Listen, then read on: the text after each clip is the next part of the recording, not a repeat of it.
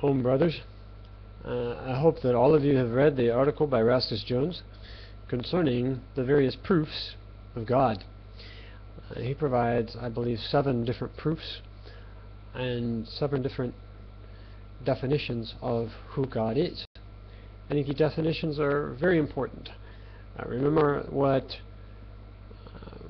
Srila Prabhupada had said about our goal in religion. Our goal in religion is to understand who God is and love Him. Yes, so this is Prabhupada's definition of what we should be doing.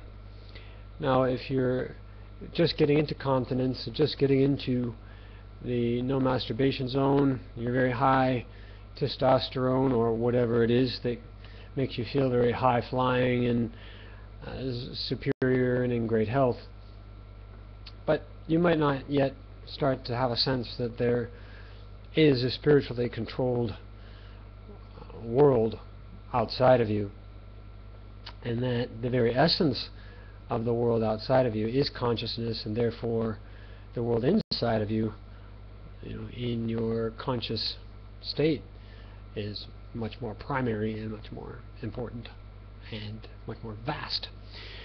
Now, I would just like to discuss one of these definitions, and this definition is the creation definition of God. That is, that God is the creator. The creator. Now, we are syncretists here at the KBH. That means that we do not discriminate against anyone of any true religion. That means that you can come from any type of faith or background, cultural background, and you might be taking any various number of paths in religion or even science. We can encapsulate the world as being a mix of material and spiritual, or matter and energy. The science world likes to say matter and energy. And energy is perhaps a broader term which includes certain natural phenomena like lightning and light from a light bulb and things. When we're talking about energy, fine, I'll accept that word as well. There is that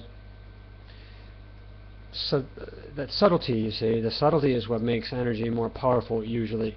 So we could not measure the energies in the body, the human body, until I believe the 1970s. And before that, people said it's not measurable. There is no electricity or energy in the human body because they didn't have a machine to measure it. That's kind of silly, and I think the stuff that we can measure is probably not the most important stuff also.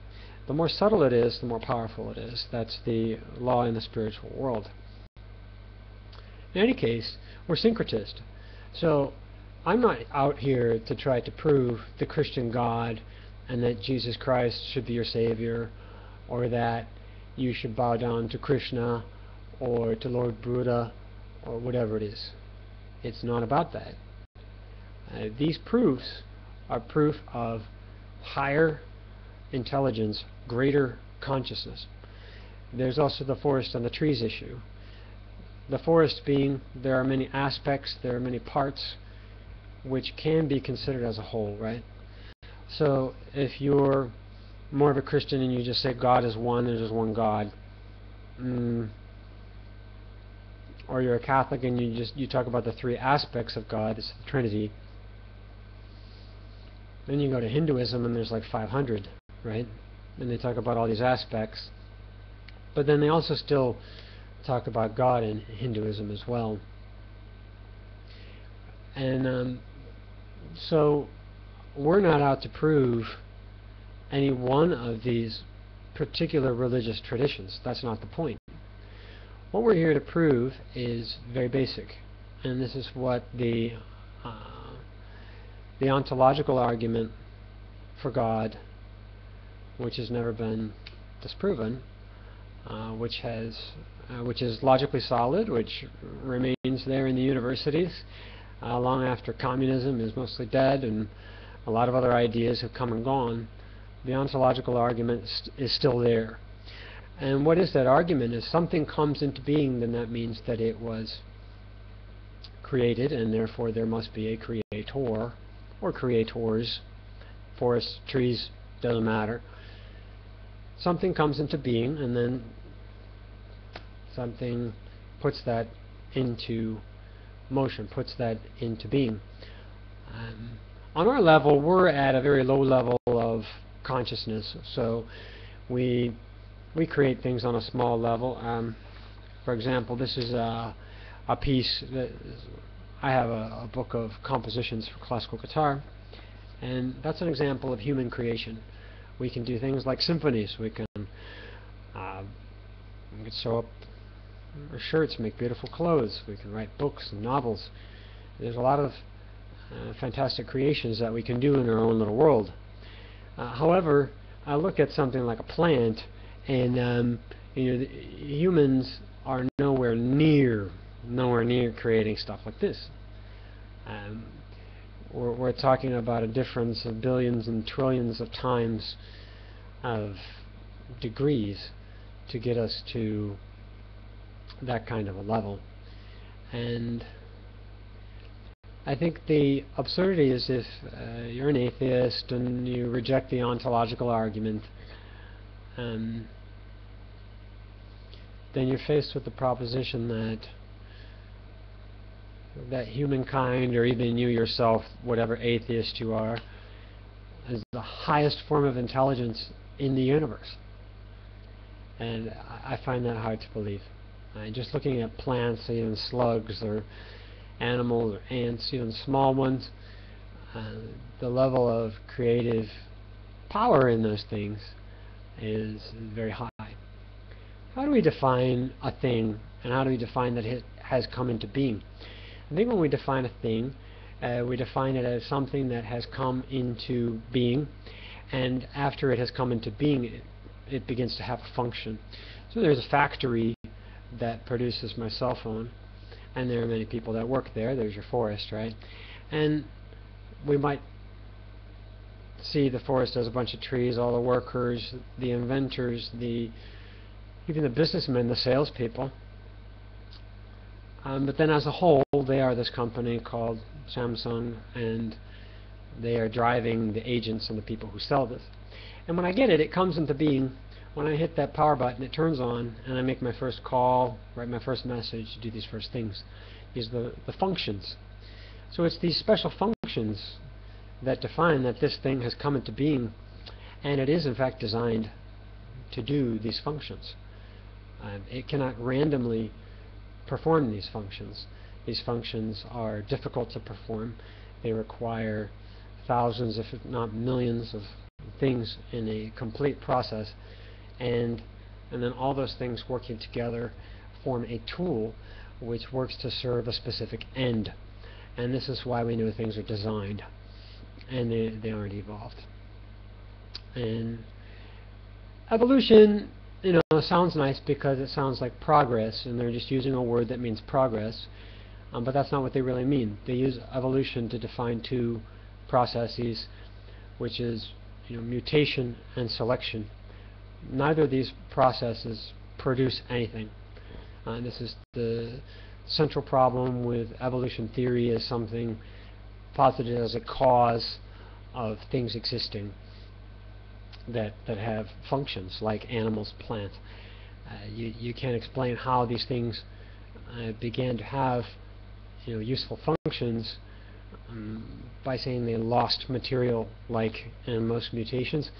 Some mutations are perhaps neutral. They might change a gene here and there and change what things are done. Usually, I think, if I'm not mistaken, it's genes being missing, like these muscular bulls in Belgium are missing genes to block muscle growth, and tulips in Holland, they pull genes out to make different colors. Dogs, as opposed to wolves, have maybe lost some material. I don't know, but even they say scientifically you can't tell the difference genetically between dogs and wolves, as last time I read about it, which tells us about the level of science today is not very high, because obviously a Chihuahua and a wolf are very, very different animals. So we wear our genes, and our genes do not wear us. Now, creation, it's just that simple. I see something, there are some things I see and I don't know who made it, but we know that intelligence created it. Now, is this really, really high intelligence? No, it's the level of human intelligence, so I say humans created this. But when we turn over to biological life, and I know that humans did not create this, and how do I know it's created? Because it has a function.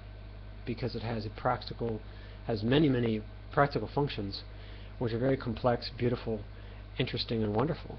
And this is the power of God. Now, if you're reeling at the idea, oh, God, I don't like that word. You don't have to say that word. There's a lot of other words. But we are syncretists at the KBH. We have a introductory video for that. It's called All Religions. It means all true religions are one. And we're all using different words to describe different practices. And that's the real root of religion, is practice. That's why at the KBH, also at the BSW, we preach first and foremost celibacy. Celibacy is the precondition to understanding what's going on around you and to turn yourself up to the light and the spiritual aspect of the universe. If your head and your face are in the gutter, you're not going to see this stuff, you won't comprehend it, and you won't see the world in that way, and it's not difficult to understand why, for example, a wanker will not understand a lot of very basic common life problems, and he suffers in bad health, and he suffers in bad luck and poverty because of his behavior and his blindness. And Jesus freed him of the blindness through his chastity. Jesus in his white vegan clothes, pure organic cotton and grass sandals, natural hair, and the white clothes represent the chastity, the purity of the Christian movement and what is preached in Christianity. And so that's it. We know that God exists, or you could say gods, or much higher intelligence, energies, even electromagnetic bubbles. Eric Hushman is an atheist, but he says electromagnetic bubbles. Well, what are those? Are these electromagnetic bubbles that, for example, control the growth of a plant, are they of higher or lower intelligence than a human? Well, obviously they're much higher than a human, much higher. I would have trouble making that guitar back there, so that's about where my level is at. Well, I hope you enjoyed this. That is the one of the definitions of God. Maybe for later installments we'll talk more about the inner sound, Om, that is also God. The inner light, Jyoti, that is also God, and so on and so forth. Thanks for your listening. Om.